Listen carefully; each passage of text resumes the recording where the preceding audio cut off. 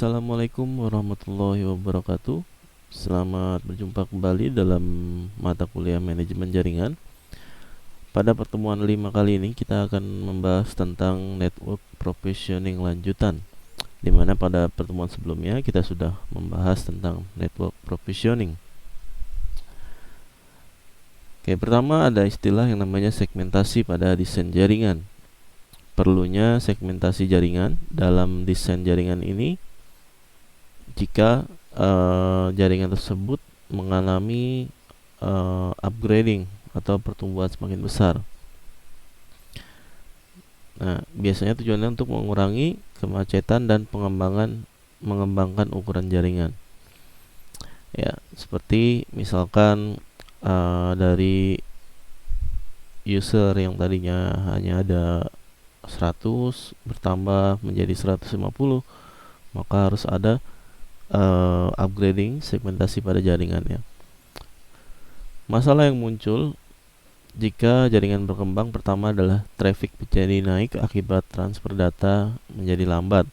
Tentunya jika device-nya bertambah, trafficnya akan naik, dan itu harus diberikan solusi entah dari penambahan kecepatan internet atau dari segi perangkatnya yang harus kita tambah, kita upgrade. Lalu yang kedua adalah tercapainya batas desain arsitektur sehingga membatasi pertumbuhan jaringan. Ini permasalahan yang ada. Nah, manfaat segmentasi jaringan yaitu diantaranya adalah mengatasi batasan arsitektur, mengurangi kemacetan jaringan, menghubungkan banyak jaringan, menghubungkan jaringan yang berbeda. Segmentasi dalam desain jaringan sangat berguna dalam mengisolasi suatu traffic ke suatu segmen atau menjaga traffic yang tidak diinginkan menyeberangi segmen lain. Piranti router menghubungkan beberapa jaringan LAN dengan address jaringan yang berbeda. Router adalah gabungan hardware dan software yang beroperasi pada layer network. Pada model referensi OSI, router dapat menghubungkan jaringan-jaringan dengan arsitektur yang berbeda. Jadi biasanya router itu memang digunakan untuk menghubungkan beberapa segmentasi jaringan yang berbeda. Karena di router kan ada beberapa port ya biasanya. Ada port 1, ada port 2, 3 dan seterusnya, di mana masing-masing port ini biasanya kita konfigurasi dengan IP yang berbeda satu sama lain. Artinya adalah berbeda network. Karena pada router kalau misalkan network yang sama, biasanya akan terjadi yang namanya IP konflik atau pengulangan IP sehingga dia bentrok. Nah, router memfilter traffic broadcast dan mengisolasi broadcast stream. Broadcast stream itu sendiri adalah terjadinya broadcast ke seluruh traffic yang ada sehingga membuat traffic menjadi lambat.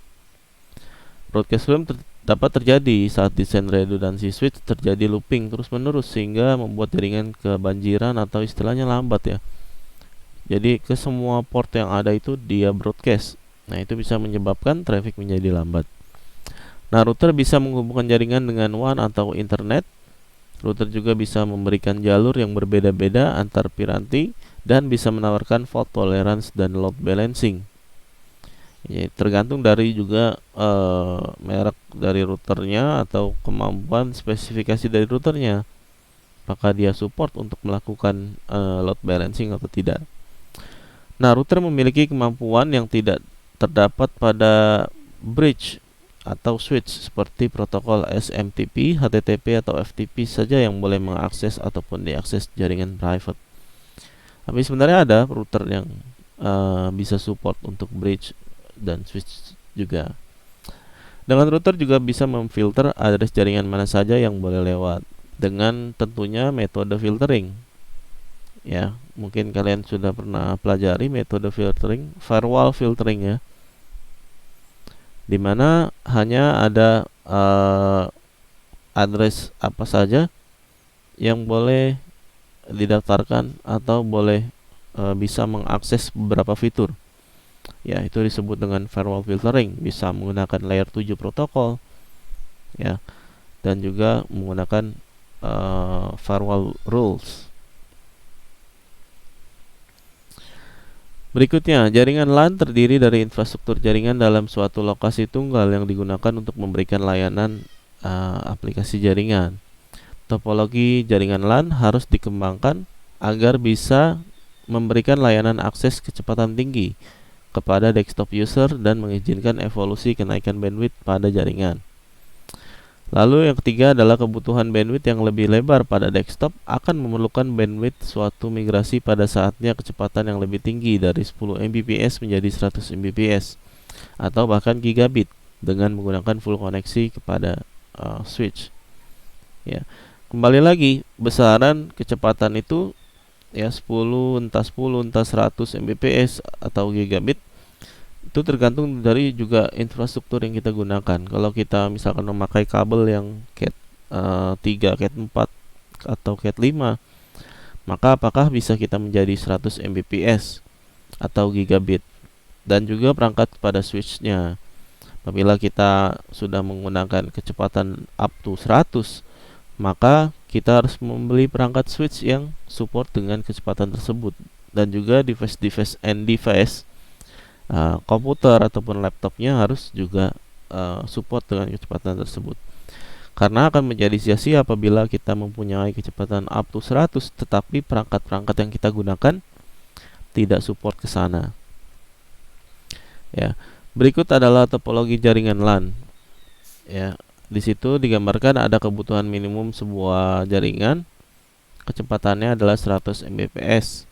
Dia terkoneksi pada server harus dengan fast Ethernet 100 Mbps atau gigabit. Semua server tidak boleh berada pada segmen jaringan dengan bottleneck tinggi. Semua uplink switch haruslah full duplex dan dengan kecepatan 100 Mbps atau gigabit. Jaringan harus stabil dan semua klien PC didukung oleh DHCP server. Topologi LAN ini bersifat skalabilitas, haruslah diadopsi sehingga cocok dengan kebutuhan fungsional dan bandwidth site. Nah, ini contoh kebutuhan dari skema jaringan komputer di mana dalam segi kecepatannya di sini ditentukan dia harus up to 100 Mbps atau disebut dengan fast Ethernet. Maka sebagai seorang IT, ya kalian harus mempertimbangkan perangkat-perangkat yang digunakan. Tentunya perangkat yang support dengan 100 Mbps tadi.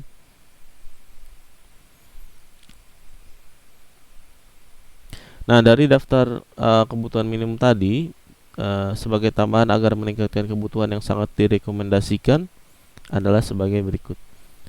Nah, semua klien komputer terhubung pada switch dengan kecepatan gigabit. Lalu yang kedua, koneksi semua server adalah gigabit kepada switch. Semua server tidak boleh berada pada segmen jaringan yang bersifat bottleneck. Semua koneksi switch uplink haruslah full duplex dan berkecepatan gigabit. Nah, intinya ini perangkat-perangkat tadi yang saya bicarakan, bahwasanya perangkatnya juga harus mendukung dengan kecepatan tersebut. Ya. Lalu berikutnya, desain dan perencanaan dari topologi LAN haruslah meliputi analisa dan kebutuhan bandwidth yang sesuai untuk kebutuhan aplikasi dari jaringan sekarang ini dan juga perkembangannya di masa mendatang. Jadi menjadi seorang IT itu harus juga mempertimbangkan kebutuhan di masa mendatang. Kalian harus memilih perangkat-perangkat yang sekiranya 10-20 tahun ke depan ini masih oke gitulah. Ya, tanpa harus menggantinya di 5 tahun ke depan atau bahkan 3 tahun ke depan. Ya, artinya sebagai seorang IT kita harus memilih gambaran kira-kira 20 tahun ke depan ini prosesor i7 apakah masih cocok nih atau seperti apa. Nah, itu harus kita pikirkan. Atau dari besaran memori yang digunakan, kira-kira 4 GB untuk memori RAM itu cukup nggak di masa mendatang, seperti itu. Nah, itu harus kita pertimbangkan ya. Atau di era seperti sekarang ini yang membutuhkan serba cepat, apakah efektif ketika kita masih menggunakan hard disk pada perangkat PC atau laptop kita. Nah, berikutnya adalah kebutuhan jaringan LAN. Pertama ada kebutuhan LAN skala kecil. Kebutuhan switch minimum adalah 100 Mbps biasanya. Lalu jaringan LAN berskala medium biasanya direkomendasikan untuk memakai yang sudah support dengan gigabit. Nah, kalau di skala besar harus dibuat sistem redundansi semacam load balancing tadi ya, failover dan sebagainya. Misal di Cisco ada ASRP atau di Mikrotik ada yang namanya VRRP. Nah, semua switch yang dibuat link redundansi haruslah bersifat spanning tree protokol (STP) ya, untuk menghindar dari broadcast room. Nah, kalau jaringan udah skala besar, maka dibutuhkan juga switch yang bisa dilakukan manageable ya, switch manageable. Kebutuhan redundansi tidak hanya diberikan kepada koneksi antar switch dan server. Koneksi jaringan WAN pun diberikan koneksi redundansi sehingga tidak ada satupun titik kegagalan tunggal. Jadi kalau jaringannya sudah skala besar memang harus sangat perfect. Karena kalau tidak ada metode-metode tambahan yang digunakan, itu akan berpengaruh sekali kepada kelambatan traffic lalu lintas datanya. Ya. Berikutnya kebutuhan jaringan LAN kembali. Pengguna aplikasi yang menekan bandwidth yang sangat intensif akan menjadi sangat tidak responsif dengan tidak memberikan faktor redundansi. Ya, dalam keadaan misi kritis jaringan yang sangat besar. Setiap titik kegagalan akan menjadi downtime sistem yang sangat merugikan dalam kelangsungan bisnis organisasi. Jadi biasanya dalam jaringan LAN yang berskala besar, kebutuhan internet ini menjadi hal yang menjadi hal utama ya. Biasanya mereka kalau misalkan internetnya down, mereka akan rugi besar gitu loh. Sehingga mereka ini harus menerapkan sistem redundansi di mana ada 2 buah router atau 2 buah jaringan internet yang saling bisa membackup satu sama lain. Nah, dalam sistem redundansi ini akan diberikan load balancing ini akan diberikan penyeimbangan terhadap traffic yang diberikan. Entah dia untuk akses ke beberapa data ini harus menggunakan router A, ke beberapa data ini harus router B. Nah, pada intinya ini mencegah atau melakukan backup sebelum terjadinya permasalahan. Jadi misalkan router A ini bermasalah sehingga traffic otomatis akan dialihkan ke router B. Ya. Namun jika internet yang bermasalah, jika skemanya seperti ini, maka dua-duanya pun habis ya. Maka yang lebih baik itu kalau menggunakan redundansi juga menggunakan 2 buah koneksi internet yang berbeda. Ya, di sini ada jaringan internet, di sini pun ada jaringan internet.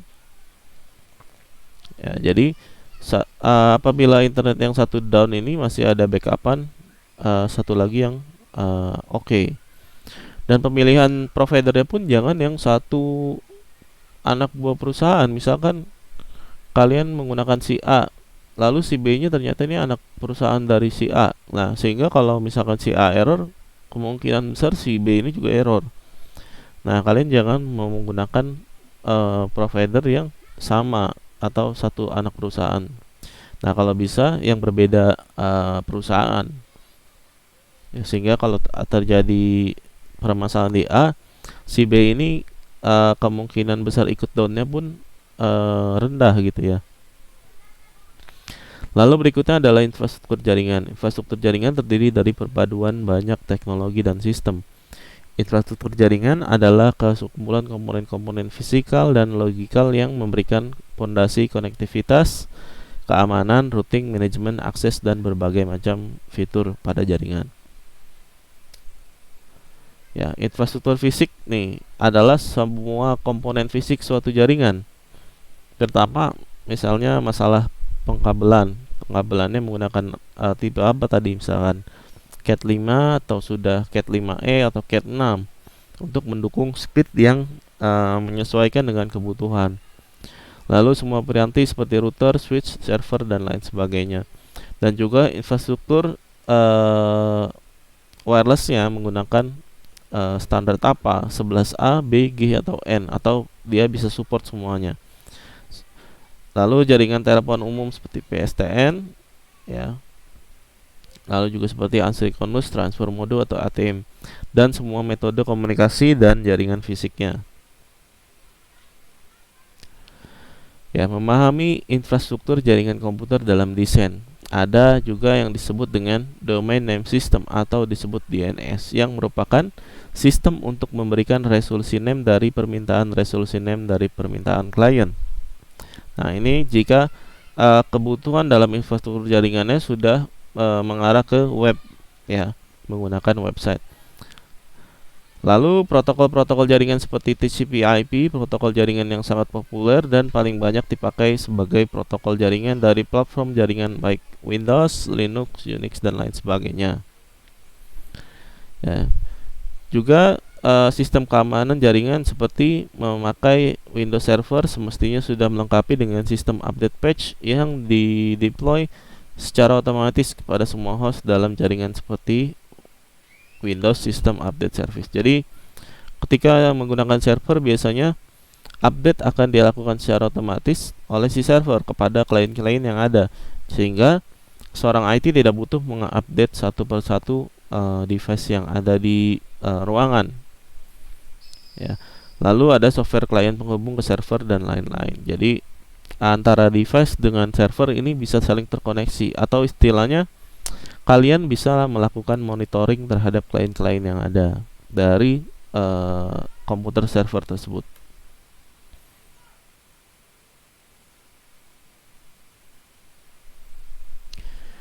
Ya, setelah terbentuknya jaringan infrastruktur, sebagai administrator perlu mempunyai pengetahuan untuk bisa memahami segala aspek teknologi yang terlibat di dalamnya. Artinya kita harus memahami konfigurasi, memahami device, dan memahami software-software yang digunakan dalam infrastruktur tersebut. Misalkan membuat IP address untuk bisa diimplementasikan berdasarkan jaringan fisik yang ada. Jadi menyesuaikan juga dengan IP address yang digunakan dengan jumlah dari infrastrukturnya. Harus memakai tipe kelas apa nih yang hostnya kira-kira cukup untuk jaringan ini. Apakah harus A, B, atau C? Ya, harus yang cocok. Nah, IP address terdiri dari dua bagian kan, yaitu network ID dan host ID. Kita kembali lagi ke mata kuliah jaringan komputer. Mungkin kita flashback sebentar ya. Jadi network ID menunjukkan nomor network. Host ID mengidentifikasikan dalam satu network. Host ID ini bersifat unik satu network. Jadi kalau dalam IP address kan ada yang namanya network ID. Network ID itu diibaratkan adalah sebuah jalan. Ya. Lalu host ID itu apa, Pak? Host ID itu nomor rumah atau nomor gedung. Ya. Kalau dalam satu network nama jalan itu kan bisa sama ya semua. Misalkan Jalan Keramat Raya. Nah, itu semua sama tuh networknya, network Keramat Raya. Tetapi untuk nomor gedung dan rumahnya itu kan berbeda-beda. Nah, itu adalah yang disebut dengan host ID. Jadi kalau Jalan Keramat Raya itu diibaratkan sebuah network, maka network ID-nya adalah Jalan Keramat Raya, host ID-nya adalah nomor gedung atau nomor rumahnya. Nah, lalu ada lagi subnetting ya, yang pernah kita pelajari di mata kuliah jaringan komputer. Subnetting merupakan sebuah metode untuk melakukan segmentasi terhadap jaringan. Segmentasi seperti apa, Pak? Ya kan, seperti yang kalian sudah mungkin pelajari. Subnetting kan akan memecah-mecah network ya yang akan kita dapatkan. Mungkin kalian masih ingat table IP. Ya. Di sini biasanya ada yang disebut dengan network ID, di sini adalah IP awal, di sini IP akhir. Lalu di sini adalah broadcast IP ya. Di mana network ini misalkan ada di blok 1 ya. Lalu di sini ada network blok 2, ada network blok 3, 4 dan seterusnya. Ya. Nah, dalam ilmu subnetting, teknik subnetting, jadi masing-masing blok ini mempunyai segmentasinya sendiri. Ya, misalkan blok 1 itu merupakan network 192.168.0.1 misalkan. Lalu di sebelah sini adalah 192.168.0.20. Nah, antara blok 1 dan blok 2 ini itu sudah mempunyai segmentasi yang berbeda. Jadi ini contohnya digunakan misalkan kita memakai IP kelas C. IP kelas C itu ada 255 host misalkan. ya. Sementara device yang digunakan hanya misalkan 20 PC. Nah, sehingga untuk menghindari terjadinya traffic atau broadcast room tadi, kita bisa melakukan teknik subnetting untuk segmentasi ini.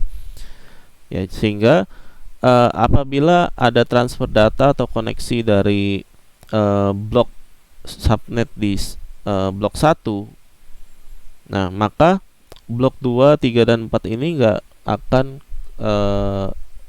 ikut serta di situ karena sudah berbeda segmentasi. Artinya subnetting ini memecah segmen-segmen dalam host pada jaringan. Ya, ada network ID sebagai apa? Ada identitas networknya. Lalu ada yang disebut dengan broadcast ID. Ini adalah IP yang tugasnya untuk melakukan broadcast atau loopback. Dan juga ada IP awal dan IP akhir sebagai urutan pada IP yang bisa digunakan dalam blok subnet tersebut. Ya, itu terkait dengan subnetting. Kalian bisa melakukan pembelajaran secara detail kembali dalam video saya di YouTube, ada tentang topologi IP address dan subnetting. Silakan boleh disimak jika ingin belajar kembali. Nah, berikutnya ada metode perencanaan LAN yang meliputi seorang administrator network yang bertanggung jawab terhadap jaringannya, lalu pengalokasian IP address dengan subnetting. Berikutnya peta letak komputer dari LAN dan topologi yang hendak digunakan. Lalu yang terakhir adalah persiapan fisik yang meliputi pengkabelan dan peralatan lainnya. Jadi dalam perencanaan infrastruktur jaringan ini harus dipersiapkan dengan matang. Biasanya awal mula adalah pembuatan skema jaringan. Ya, jika skema jaringannya sudah oke dan sudah di ACC oleh pimpinannya biasanya, nah lanjut biasanya kalian akan melakukan pemetaan terhadap hardware apa saja yang harus dibeli ya. Nah, berikutnya adalah tahap instalasi jaringan. Nah, yang perlu diperhatikan pada perancangan LAN adalah lokasi fisik, peta atau blueprint bangunan-bangunan yang akan dihubungkan, karena kan harus menaruh kabel-kabel itu harus rapi di atas plafon biasanya. Jadi jangan sampai berantakan ketika melakukan instalasi jaringan. Lalu juga pengalokasian IP address, yang ini saya kira sudah dilakukan dalam pembuatan skema ya. Kita bisa menggunakan aplikasi seperti Cisco Packet Tracer, GNS3 dan lain sebagainya untuk melakukan peta mapping skema IP address, infrastrukturnya dan lain sebagainya. Ya, jadi itulah kira-kira istilahnya adalah gambaran rancangan provisioning dalam pembangunan sebuah infrastruktur jaringan yang ada, mulai dari pembuatan skema, infrastruktur yang dibutuhkan, hardware yang dibutuhkan, software yang dibutuhkan, dan juga tenaga yang dibutuhkan dalam perancangan atau pembuatan instalasi jaringan tersebut. Baik, demikianlah pertemuan kita pada pertemuan kelima hari ini. Semoga kalian bisa memahami dan mempelajarinya dengan baik. Setelah ini jangan lupa mengerjakan soal latihan yang akan saya share linknya dalam kolom chat atau kolom komentar. Terima kasih pada kalian yang sudah hadir dan menonton. Saya akhiri, wassalamualaikum warahmatullahi wabarakatuh.